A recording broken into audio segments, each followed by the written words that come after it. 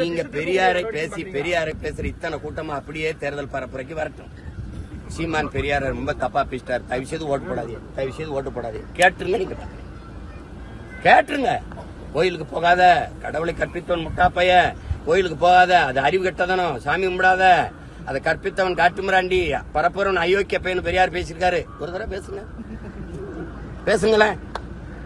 உப்பு புளி மிளகாயா, உன் வீட்டு உப்பு புளி மிளகாயா, அது திருடிட்டு போயிட்டானா, திருட்டு பட்டம் கட்டுறதுக்கு உன் வீட்டு மனைவி அவ விரும்பி யாரோட போனா அதை குற்றம் சொல்லுவியா? அது உப்பு புளி மிளகாயா? உன் மனைவி உன்னை விட்டு வேற ஒருத்தனோட போனா அதை திருட்டு பட்டம் கட்டுவியா? இது இப்படி பேசியிருக்காருன்னு ஒரு தடவை பேசுங்களேன். பெரியாரின் பெருமை மிக்க பெண்ணிய உரிமை கொஞ்சம் பேசுங்களேன். எங்க போனாங்க இவ்வளவு காலமா? பாரதிய ஜனதாவை எதிர்த்து நான் பேசிட்டு இருக்கும் போது அப்பெல்லாம் நீங்க வரல.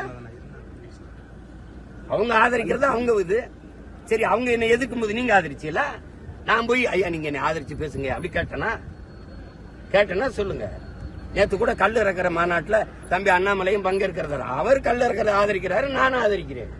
அது நடத்துறது விவசாய அமைப்பு, ஆதரவு இயக்கங்களை கூப்பிட்டுருக்காங்க. அப்படிதான் நீ ஒரு இயக்கமா வர 32 இயக்கத்தை கூட்டிட்டு வரையா வர? நீ 32 இயக்கம் நாடங்களும் திரட்டி வர பெரியார் கூட்டம். ஒரே ஒரு இயக்கம் பயணி தடிய உண்டிட்டு தள்ளாட்டி வர. நாங்க ராணுவ அணிவகுப்போட நடந்து நிக்கிறோம். தள்ளாடி கொண்டிருக்குது, தளர்ச்சி பெற்றிருக்குது திராவிடம், பேரெழுச்சி பெற்றிருக்குது தமிழ் தேசிய அரசியல்.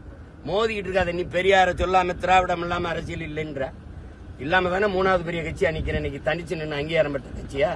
2026 அப்புறம் பாப்போம். இந்த திராவிடம் இருக்கு தொடச்சு தூர வீசல பாத்துக்கிட்டே இருக்கு.